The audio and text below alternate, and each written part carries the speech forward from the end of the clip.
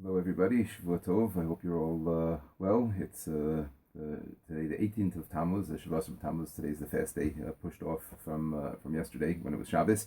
I wanted to just give a brief overview of the halachos of the 3 weeks. Eretz Hashem, before Rosh Chodesh Av and the 9 days, I'll have an opportunity to record another shir about the 9 days and Tisha B'Av, which is a little bit more involved. But really just want to speak for 2 minutes now, a few minutes about the halachos of the 3 weeks, which are starting from right now up until Tisha B'Av. But again, from Rosh Chodesh Av and onwards, the halachos are going to intensify. So the halachos that I'm talking about now apply really from now until Rosh Chodesh Av itself. So this was a time, leading up to the Churban Bayis, leading up to Tisha B'Av itself, which was the day of the Churban. On Shavuos B'Tammuz, the walls were breached of Yerushalayim, as well as other tragedies that happened, Chet Egel and other things. And so Shavuos B'Tammuz is set up as a tainus, as a fast day. So the halacha is, it's one of the fast days that we have throughout the year that begins in the morning. And the person is not allowed to eat or drink throughout the day. This year, because the fast came out on Shabbos and it's a nidche till Sunday, was pushed off until Sunday. So again, the halacha is that we have to fast, but if a person is not feeling well, if a person's under the weather or sick or has a bad headache or is nauseous, so then they should maybe ask a shayla if they want to. But the halacha is they could break their fast, especially being that it's a nidche. But otherwise, a person is supposed to fast today. You're allowed to rinse out your mouth or brush your teeth as long as you're careful not to swallow anything, but no eating or drinking at all. However, beginning now is the period of the 3 weeks called Bein HaMetzarim, the period between Shavuos Tammuz and Tisha B'Av. So there's a number of halachos that apply. We don't get married during this time. There's no weddings between Shavuos Tammuz and Tisha B'Av. The halach is a person is allowed to get engaged, and until Rosh Chodesh, you can even have an engagement party as long as there's no music there, which we'll get to in a second. But you're not allowed to get married. You're not allowed to get married during this time. In addition, we know the halacha is you're not allowed to listen to music. Now, the main halacha is music that will bring a person to dancing. Is prohibited. Upbeat music that brings a person happiness, that brings a person joy.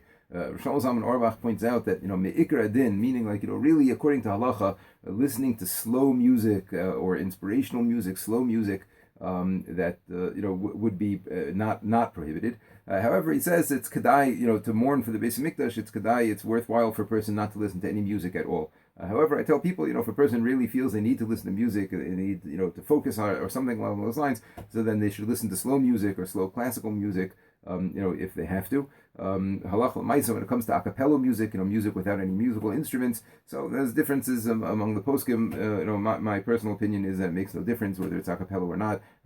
Fast, upbeat music is prohibited, and slow music is mutter if a person needs to listen.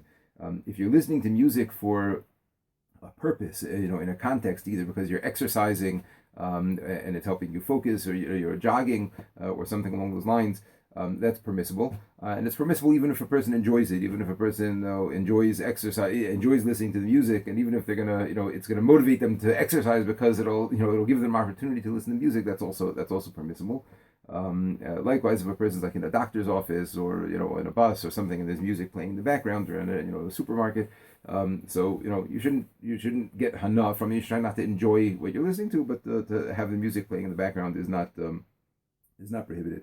And those types of things is fine. Playing music for children is permissible. A small kid who doesn't have any connection to these halachos, so to play Uncle Maishi or who knows what for the children.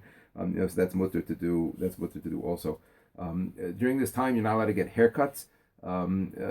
For men, this includes shaving. For women, this only applies to hair on the head, cutting hair on the head. Is allowed to do other forms of grooming during the 3 weeks. And when we get to the 9 days, we'll talk about that. The halachos maybe are different, but for this time, it only applies to to cutting hair. Additionally, the only other halacha that applies now during this time period is that we don't make a bracha of shehechiyanu.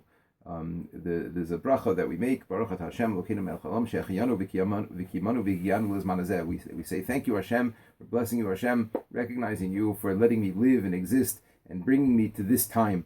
And the poskim says that since this is a sad time, it's a difficult time for Klal Yisrael. So we have a takana. We don't make this bracha of shechianu during this time. We don't make a bracha that says Hashem, thank you for bringing me to this time during this time period between Shavuos Tammuz and Tisha B'Av. So therefore, we're not allowed to do anything that would make us have to make a bracha of a shechianu.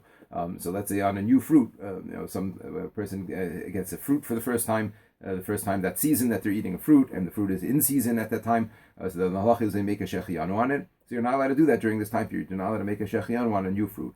Likewise, when a person buys something new for themselves that is significant, that is either expensive or something that a person only gets once in a while. Not just like a regular shirt or a regular pair of pants, or like a regular weekday outfit or workout. But when a person gets a fancy suit, an expensive suit, or let's say a woman gets a new shaitel or an expensive piece of jewelry, or a person gets a new car, anything along these lines, new furniture, new air conditioning. Rav Moshe Feinstein says anything that is the type of thing that a person spends money on, and it's something special and brings a person a significant simcha. Certainly a new laptop computer, a new iPad, or a cell phone, anything along those lines. If it's something significant that brings a person simcha, so the halach is you make a shechianu on it, and therefore during this time period you're allowed to go shopping for clothing. You're allowed to buy, if a person needs to buy skirts or shirts, whatever, shoes, you could do that. But you're not allowed to buy anything that would have you make a shechianu. So you're not allowed to buy a new suit, a new shaitel, or something expensive, special that's new that would bring you to make a bracha of a shechianu. There's just an interesting aspect of this, which Rav Moshe Feinstein points out in the tshuva, and that is that the halacha is when something is pertinent only to me, it's only bringing me simcha, then I make a shechianu. But if it's bringing simcha to me and to other people, let's say, for the example I gave, let's say a person gets a new car, but it's not just my car that I'm going to be using for work and it's my personal car. It's a family car. It's going to be for the whole family. So that brings my wife simcha. It brings the children simcha. A person gets new furniture or new air conditioner, and it's not just for them, it's for the family. So then there's a different bracha they make. Then you make a bracha tov v'hametiv. You make the bracha of the one who is good and who does good. So again, the idea is anything that you would make a shechianu on, if it's just for me personally, so if it's for shared happiness, it makes other people happy, then the bracha is atov hametiv, and there's no problem with atov hametiv during this time period, again, up until Rosh Chodesh. So this idea that we're not allowed to buy new things, it's only that we're not allowed to bring ourselves to say a shechianu. But Rav Moshe says in the tshuva that if a family gets new furniture during this time period where the bracha is atov hametiv, so then that is permissible to do. Otherwise, a person should not buy any of these things. If it comes up on a case-by-case basis, if there's a special sale or something, or if a person's not going to have the opportunity to get something that they might only be able to get now, and it would be something that they need to make a shechianu on, so it could be that there are ways to do it, to get it and then not to wear it until afterwards, or perhaps to wear it on Shabbos. This Shabbos, the poskim say that the one is allowed to make a shechianu.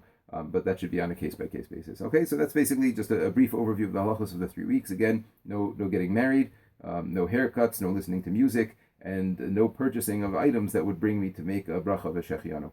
Like I said, in Tisha before Rosh Chodesh, when there's a lot more halachos of the 9 days when it comes to laundry and eating meat and drinking grape juice and wine, etc. So Mir Tisha will record another shir before that. I just wanted to get this out today. Okay.